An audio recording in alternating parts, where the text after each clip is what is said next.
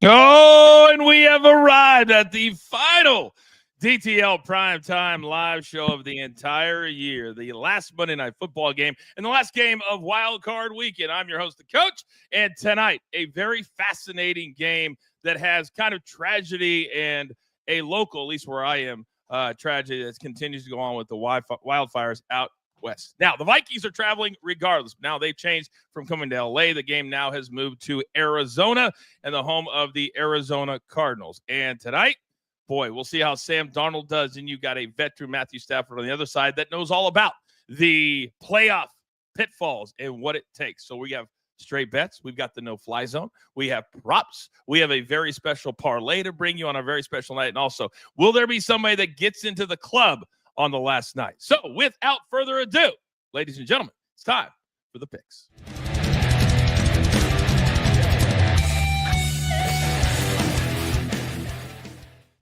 Do not forget to hit the like button on the way in. It really helps the show and the YouTube page grow. Tonight, it's just a three-pack. Me, DG, and AB are here. Now, gentlemen, AB, we'll start with you. Tonight, the number has stayed the same at DraftKings and a lot of different books, 2.5. And my man Z is on the over from the morning show at 47.5. The closer we get to kickoff time, any reservations on Sam Darnold based off of what we saw a week ago and kind of their first playoff game where he couldn't barely complete an open pass? Your take on the Vikings quarterback to start, sir? I don't have any reservations. Look, the Vikings do need to score quickly, though, because the Rams the last 4 weeks have been winning with their defense. They've been holding teams in the teens, all right? And the longer that this thing goes, the more the pressure is on Minnesota. It's not on Los Angeles. Los Angeles not only is the underdog, okay? Yeah, they were supposed to be the home team, but they're on the road. Everyone's expecting them to have a weird, wacky type game. So Minnesota needs to get on the board first. They need to score early and often to take LA out of it.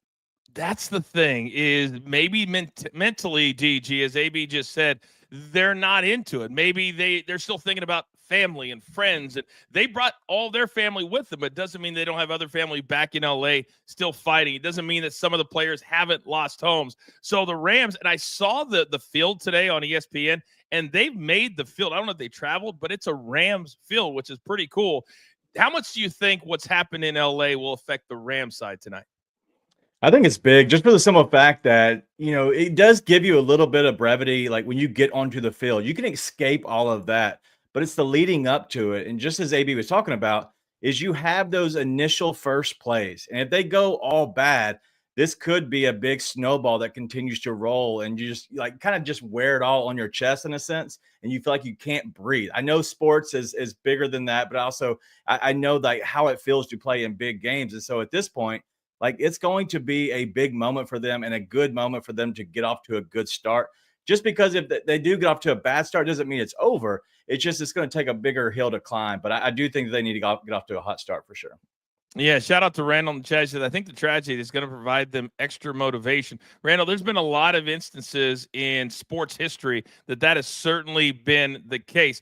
But do you think, AB, part of the reason that the Vikings are a favorite, yes, they have a better record, but I don't know that we've talked more than a couple of times here on DTL about the Rams all season long, and they've gotten better and better and better. I'm a little surprised, to be honest with you, that they're an underdog. Are you?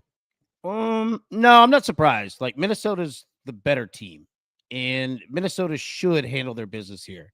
But that's the thing, though, is that there's so many variables now with this game, and you've got to take, as bad as it sounds, with the tragedy and everything going on, you've got to take LA out of this game immediately. You have to take them out of this damn game, because if you let that sit, let LA get momentum. Not only do they get momentum, but now it gets in your head. You didn't score a touchdown against the Lions, right? You've got to clear all those ghosts out of the closet immediately, because the longer that you wait, dude, the worse it's going to get.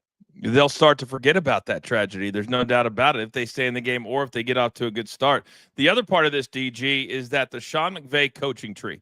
Kevin O'Connell was the offensive coordinator back in 2020 and 2021 before he went to Minnesota. Do you think that will give the Vikings any kind of advantage that he's been on that staff before? I think it can help in maybe your preparation, but I do think that this is going to be a game that whoever does get off to the hot start, because you have so much going on off of the field, but also just like we talked about with the Rams, now we have the Vikings on this side is they just got their teeth kicked in last week, and they have so much to prove this week. This is the playoffs. The season's over. And so at this point, if you lose, you're going home. And so if they do get off to a hot start, it does help them. And so having a little bit of the knowledge on the coaching tree does help with your prep. But in all honesty, it's all about the very initial plays. Can they get off to a hot start as well? And if they can, they might be able to bury the Rams pretty easily. Wouldn't it be something if the Vikings have this incredible year, they have a number one or in position for the 1 seed all the way until the final week, get dominated and then get bounced on wild card weekend? That's how abrupt these NFL seasons can be and how brutal that they can be, truly. All right, so the number's at 2.5, the total at 47.5. So right here on Primetime Live, we do the straight bets. Then we have the no-fly zone, break down the quarterbacks. Then we'll do the props, and then we'll have a breakdown of the rushers and the receivers. That's coming up in the next 20 to 30 minutes. But let's start with our straight picks right here. AB, let's start with you, sir. What do you got tonight? I got two. All right. So first off, we're going to go Vikings, Rams. Both teams to score 20-plus points, minus 115. This is going to be a fun game. I think that both teams want to come out on fire, and I think that we get a nice old-school Southwest shootout here. And then we're also going to go punt down inside the 5-yard line. All right. This is hitting multiple playoff games so far. Also, if you go back to week 8, these two teams have played each other before. All right. 3 punts on each side. All right. All 3 on each side, 6 total inside the 20. These two teams, conservative coaches, know what they're doing. They'll use their punters, and they're very good at what they do. They're very, very good, and they will not go for 4th and 2 from the 46. That's not who these coaches are. All right, DG, let me come over to you. You like the Vikings tonight straight up, laying the 2.5. Tell me why. Yeah, we're going to go with Skull tonight. The Vikings at minus 2.5. I think that they are the better team. And as I was talking about earlier, getting off to the hot start will be very crucial for them. But also, it's getting your teeth kicked in the week before. It kind of dials you in a little bit. And then hey, we're going to the playoffs. Dials you in a little bit. I think this team, a lot of people have question marks surrounding them. I think this team is going to be dialed in tonight. I think it'll be very focused. I think they win the game by at least a field goal or more. But old Sam Darnold, he turned into a pumpkin last week, but I think the slipper fits this week. It's going to be interesting because it's a very unique situation that he's actually playing for a contract. He could have tens of millions of dollars on the line if he plays really well tonight, or if he lays 2 eggs in a row, then if you're Minnesota, why would you pay him all that money to come back and just be a good regular season quarterback? That's what they could be thinking tonight with the Minnesota Vikings. All right, now we always like to break down things a little bit farther, a little deep dive, and quarterbacks are always really the source of a lot of different bets. You could have passing yards, completions, tips, interceptions, longest completions, but you got to know where they're going to do it at, and you got to know if the defense doesn't know where they're going to do it out. Ladies and gentlemen, for the last time this year on Prime Time Live, there is only one no-fly zone.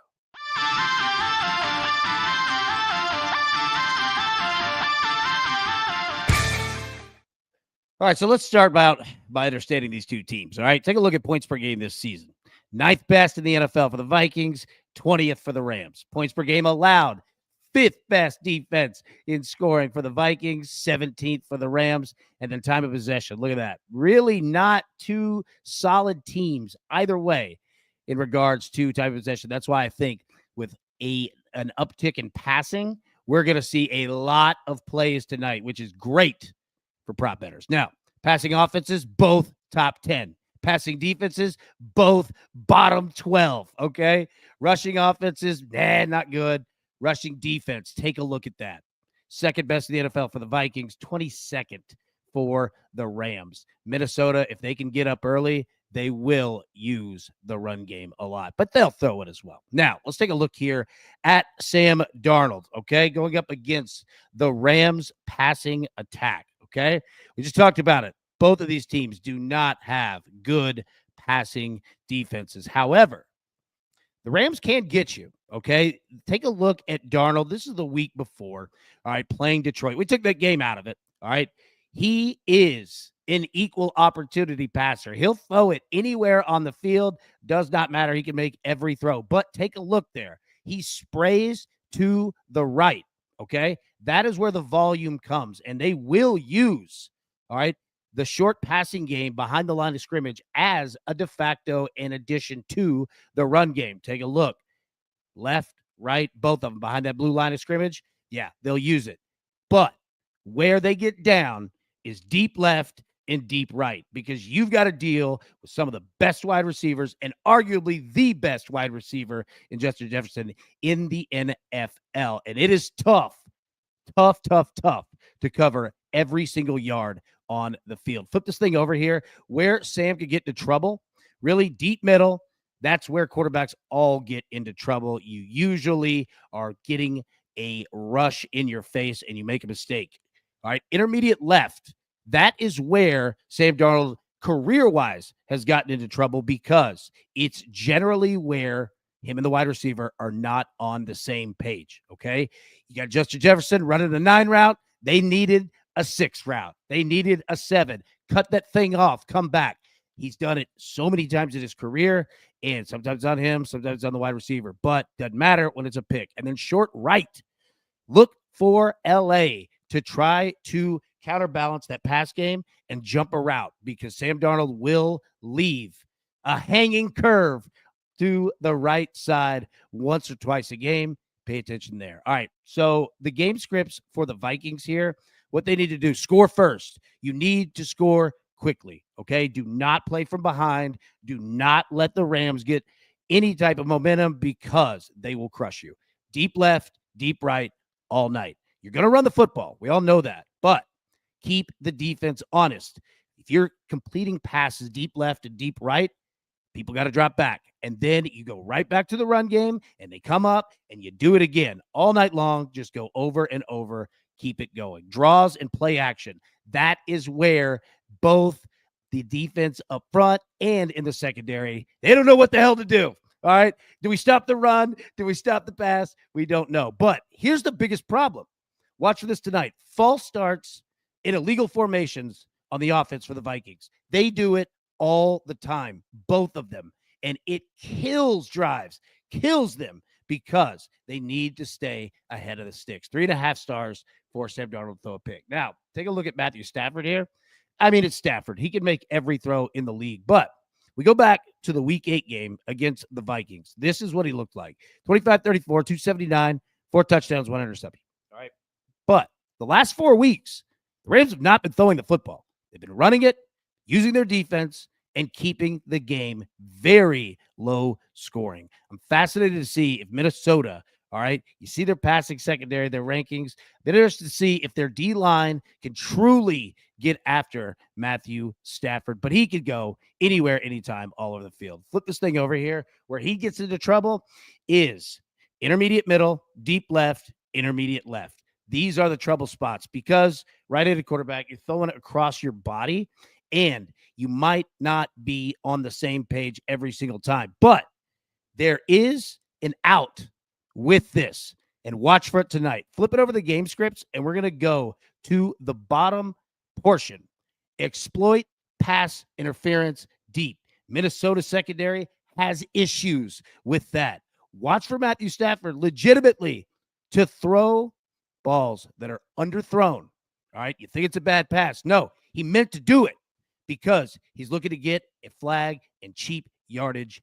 This is an excellent skill that Matthew Stafford has. He's one of the best to ever do it. Run game, fun game. Can you run the football against that second best rushing defense? Use your short pass as a de facto run game. Kyren Williams is a stud, but you're going to need to use short passes. Look for receptions. He's going to do it in heavy pre-snap motion. Before you snap the ball, wide receiver, running back, tight end, they're going to do it on every play. I am not kidding. They'll do it. Not only find is it man or zone, but find where the rush might be coming from. 3.5 stars to throw a pick from Matt as well.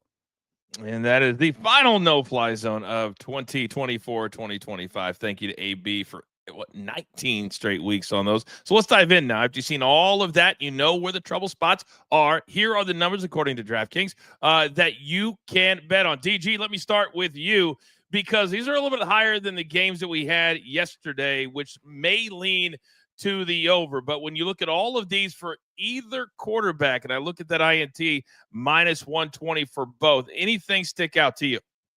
Yeah, the interceptions, obviously, but I'm going to go to the passing yards here at 265 for Sam Darnold. I like that under, and I normally don't play a ton of unders on this show just because one, they're not fun, and usually I play them alone. I don't let anybody else know my sadness, but I will say that Matt Stafford, the 245, I believe that they're going to be a little behind in this game, and so because of that, I would take Stafford over on the passing yards and Sam Darnold under. By the way, Big Boot Gang did correct me. He goes, no Super Bowl, no fly zone.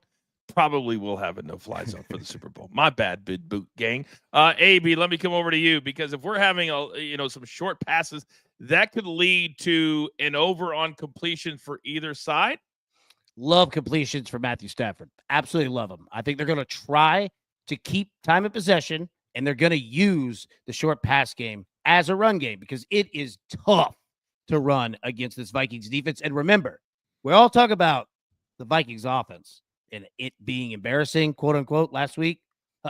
Did you see the defense? And they had to deal with Brian Flores all week. Not fun at all. I guarantee you they're going to come out trying to smash everything moving, which the way to really compete against that is when they come at you, you throw it right over their head, about 5 yards. All right. You'll stop that real quick. You keep completing those. Tom Brady did it, made a career out of doing it. So I like completions there for Stafford. Yardage, I don't mind either. I don't have a strong play. I think DG's spot on with it, but yeah, completions for Stafford. The yardage is certainly conditioned on if they have, I think, both teams scoring and both teams. If one team gets up by 7 or 10, we saw all weekend in almost every single game, they sucked the air out of it. One number, though, DG, that I've got my eye on, that's a longest pass completion at 39.5. One thing AB tells us all the time, if you like it, maybe pick out one player, and we'll get to the receivers in a second, that could have lower than that. But the Vikings have two guys, JJ and Jordan Addison. So would you like the longest pass? Because I think if they're going to win tonight, they need to go deep more than a couple of times. I think both these teams are susceptible to getting beat deep, whether it's through the middle and on the sides. I think that they can somehow kind of keep hitting them with the low, like, with the jabs, like in a boxing match, you just get hit so much. It's like, all right, my God. And then there comes the uppercut. So I think that's what happens at some point. I just don't know who it is. And so could it be Kupp? Could it be Nakua? Or could it be JJ, Addison, Jalen Naylor? There's so many guys that can go off on both these teams. I don't know if I would play anyone individually, but I do like the longest completion for both of these. I'm sorry, longest pass for both these guys, because I think they're going to eventually air it out at some point. And by the way, I did see some people in the chat asking about Naylor's props. We'll get to the props in a second, but I believe he will be talked about a little bit later in the show, DG. But real quick, you mentioned Naylor. Do you like any of his plays tonight as long as we're here?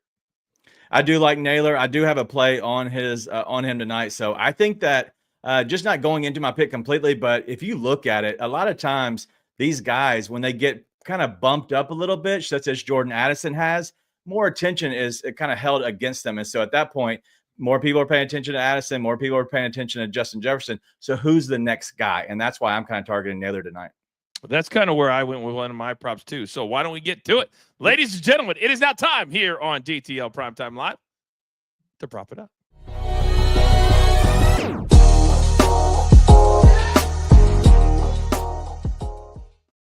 All right, AB, let's start with you. 3 big plays tonight. What do you got? Going Stafford to throw a pick, minus 120, all over that one. And you just talked about longest receptions, all in on these two. Cooper Kupp, longest reception over 19.5 yards. Absolutely. Whether the Rams are up big, that means they hit them big. If they're down big, that means they're going to throw it to them big. So give me Cooper over 19.5. And then Jordan Addison, longest reception over 23.5 yards. Very attainable number here, especially with how many stars that they have. Yeah, I'll take it 23. Boy, and I really think Addison's going to be a play. I'll get into mine in a second. A lot of different ways about longest reception. I looked at that as well. He's really become a great number 2 for the Vikings. All right, DG, let's go over to you. I see that Naylor pick. Also, you like the tight end that did not play the first part of the season, but it's great to have him back now. Yeah, TJ Hawkinson, but also Oliver. Both tight ends, I think, have really good opportunities tonight. I expect Hawkinson to go over the 44.5 receiving yards. It's at minus 110. AB talked about it in the no-fly zone. The underneath passing route, the short passing routes are going to be available. I think Hawkinson's going to just kind of guzzle them up for sure. But the only playoff game that TJ Hawkinson has played in, he went for 10 receptions and 129 yards. We're going to ride with the Hawkinson tonight. Then we're going to go with my guy, Jalen Naylor. He's had 134 yards over the last 2 games. The short route guy. He can also go deep if he needs to. He's going to be the third man. It's all about the third man, coach. And so I like Jalen Naylor here to go over the 16.5 receiving yards at minus 110. Boy, I hope you are right, because you can get really good numbers on a number 3 guy. And, man, maybe he'll be the 3 guy tonight. Sam Darnold, he's got to find somebody. He's got to be better than he was a week ago.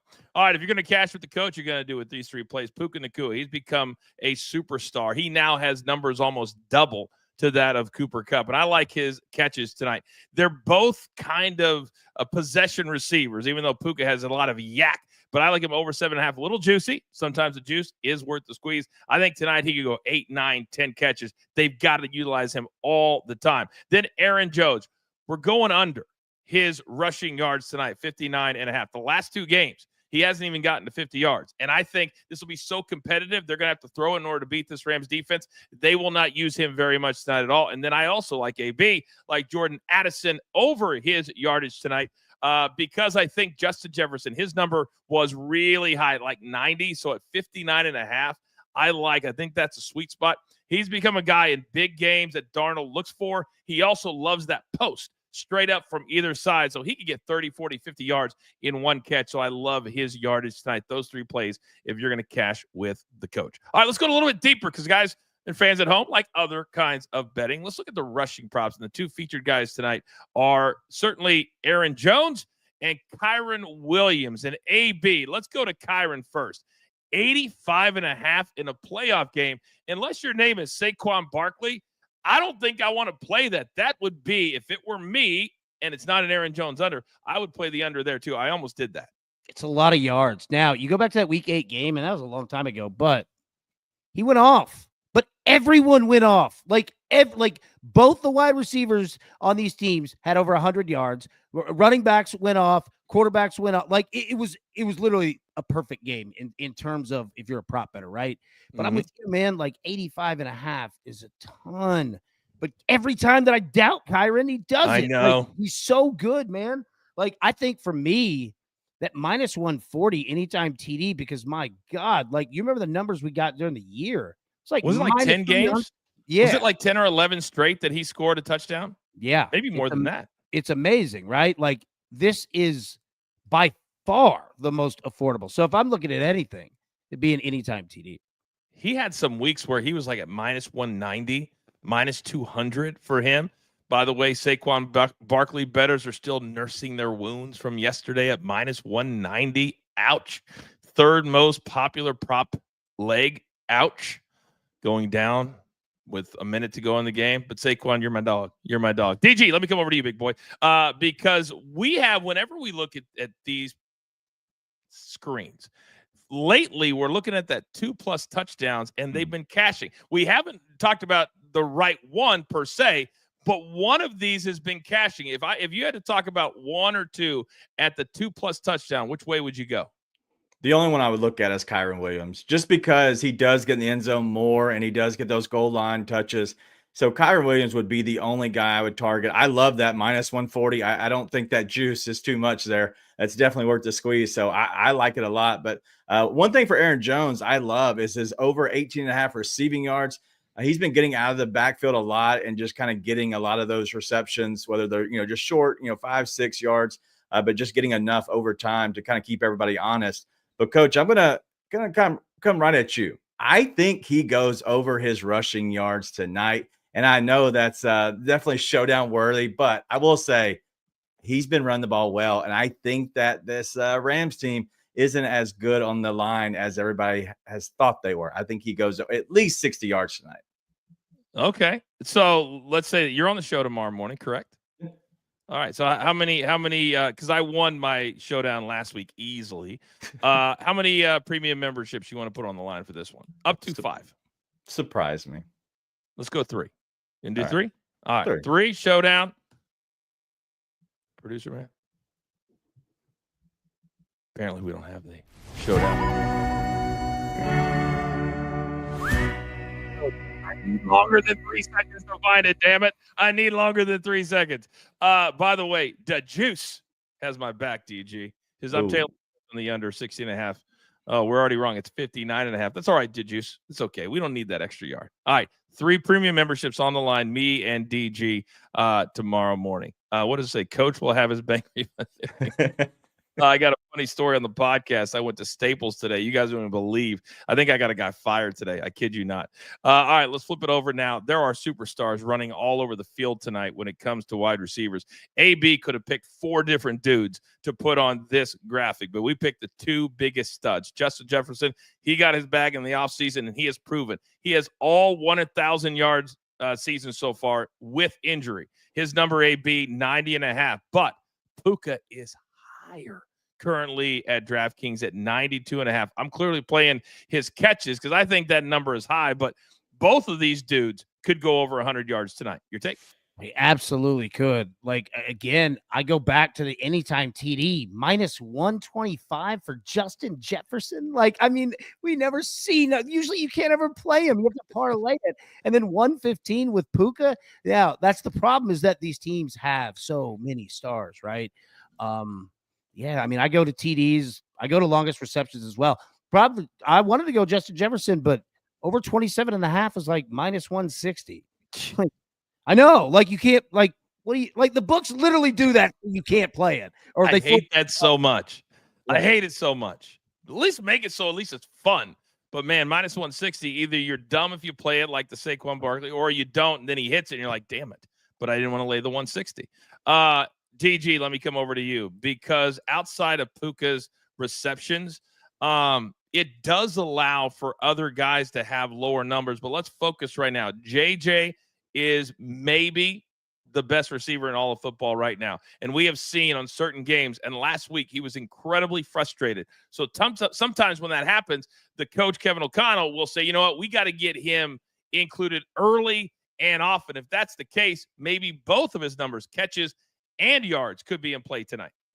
I think both these guys go over everything except the 2 touchdowns on this screen.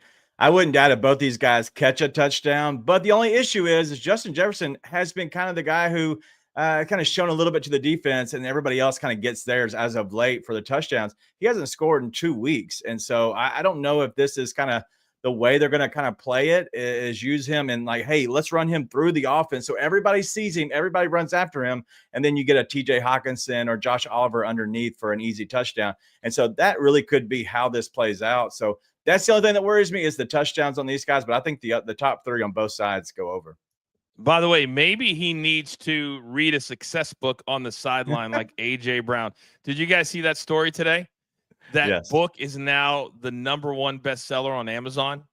I mean, golly, it doesn't take much, man. It doesn't take much. Now everybody that writes a book is going to send it to a wide receiver in the league and go, could you just read it on the sidelines for me, please? All right, the live number is really, really big tonight, and a lot of you were not here at the top of the show. So we've got a couple of things left to do. We'll recap our picks in the whip around without the music. 10 seconds or less, 1 or 2 nuggets. Then we've got the gem. Got to get my second damn diamond. And then we got to get the hell out of Dodge. We have one very special parlay just for you as well. So let's do these straight picks one more time. AB, let's start with you. What plays do you like tonight? Both teams to score 20+ points and a punt down inside the 5-yard line at plus 200. Some people in the chat were asking where they can find that play at, sir. I got it at BetMGM. It's dependent on different books in different states, but yeah, I got it at BetMGM. Just go to Game Prop, scroll down, you'll see it. All right, very, very good. DG, what do you like tonight? Vikings straight. Yep, like the Vikings at -2.5. I just think they win by at least a field goal here. I think they're the better team just overall, but I think that their defense on the line can stop Kyron Williams just enough to make Matt Stafford have to throw a little bit. And at that point, could get it picked off, and you're talking about the Vikings just kind of rolling. And so here we go. Vikings tonight, little skull action, -2.5.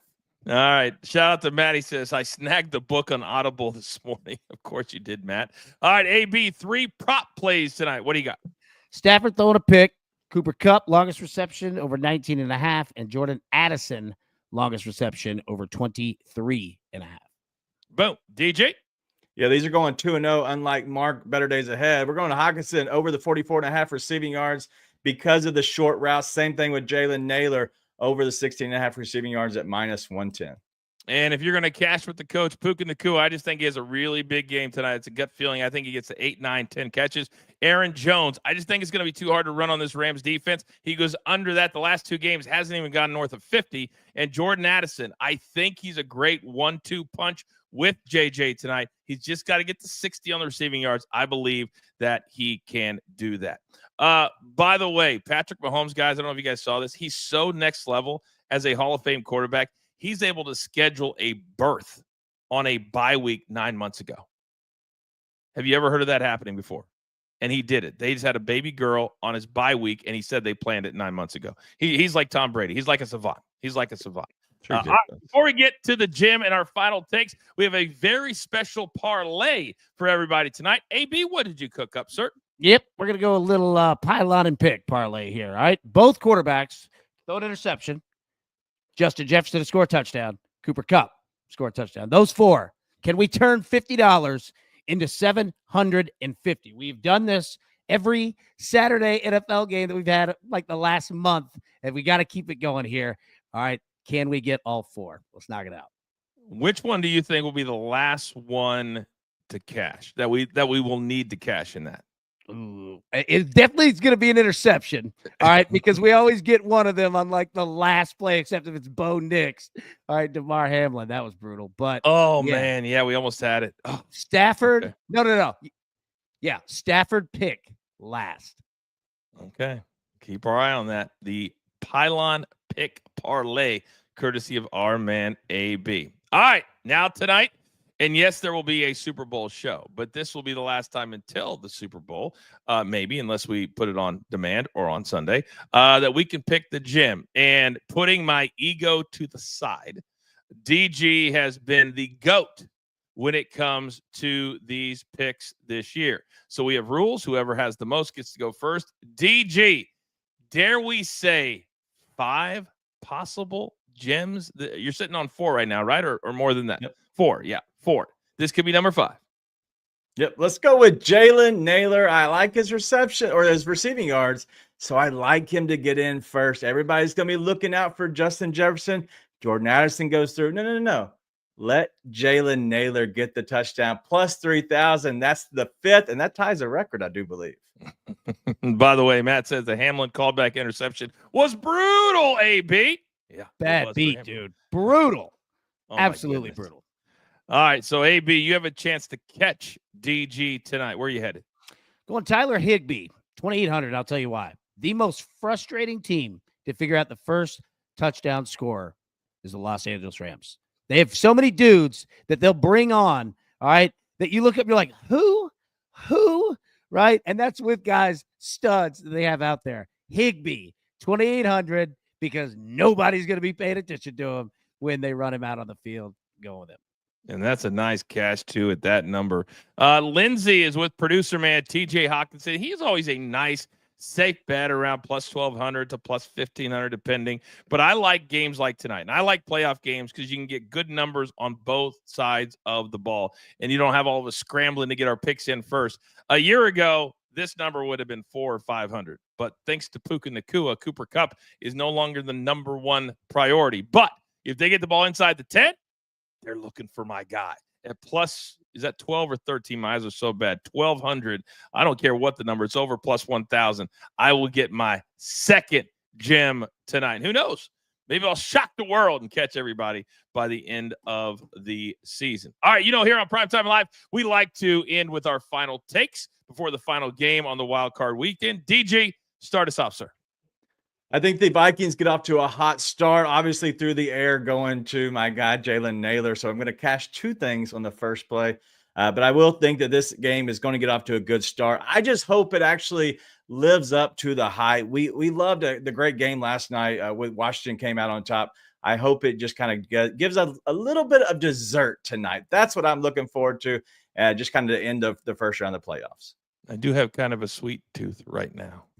AB, your final take, sir.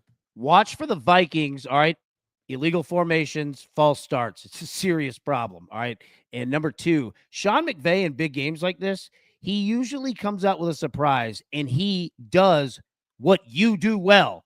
Watch for the Rams defensive front to press the hell out of Sam Darnold early to see if they can just completely make applesauce brain out of him. That's what Sean McVay does. Nobody's better in the NFL than him. 0 touchdowns a week ago. 0 touchdowns. He's got to show up tonight. By the way, I'm catching strays from Touchdown Tina in the chat. She goes, "Can I get an eraser for that chalk?" Ouch, Tina. Ouch. By the way, either one of you can take this. Town Tizzle says, "Can we get a bonus longest touchdown for the DraftKings promo?" Do we like a longest touchdown? Like a player, or is it yardage? Both. Both. So you have to pick a player. Whoever has the longest touchdown, you get to split the pot with anybody that bet on that player. So the issue is you don't want to bet on a Puka Nacua or, in a sense, because a lot of people are going to be on him. So you get to look for the lesser known player that might go for a 60-yard, touchdown. Somebody hit Curtis Samuel yesterday. So, all right, I got Gotcha. it. Like horse racing. Yeah. Yep. So, yeah. Okay. Ooh. Kyron Williams. He gets Right past out that the first back, wave, he's swing. gone. Just swing it out and he's gone. Yep. Let me remember, to the right side. To the right side. He gets past that first wave of Vikings defenders, he's gone. Wow. I bet not too many people would play him either for the longest touchdown. Obviously, he's a running back. Interesting. All right, Town Tizzle, we cash. You can thank AB. Say thank you very much. All right, my final take is this. This is the end of the playoff weekend, and we're setting up for a divisional round that is really, really good. The winner tonight, well, they're going to be the last team in the 8 teams next week. And Saturday and Sunday, they will play Sunday. The early game is the Ravens and the Bills are the late games, but we're setting up to have a great Final 8 in the NFL. Do not forget, we are live tomorrow morning at 10 a.m. Eastern time as we will look ahead at all the wild card games, on DTL in the morning. For now, it's time for you to go out into the world, for you to pay it forward, for you to be nice to one another, be kind to each other, be honest with each other. It's the only way that this thing can work. And understand this, there's only one thing left to do. And I believe you all know what that is. You got your marching orders. Let's take all of these tickets straight to the pay window. My entire crew, the ball, my partner AB, the man from Memphis, Tennessee, DG. Never forget about producer man, always behind the scenes, making the show look like $1 million. We grind for you so we can win with you. It's truly what we're all about. Please let us have a good game tonight, right here on DTL Primetime Live. Good luck.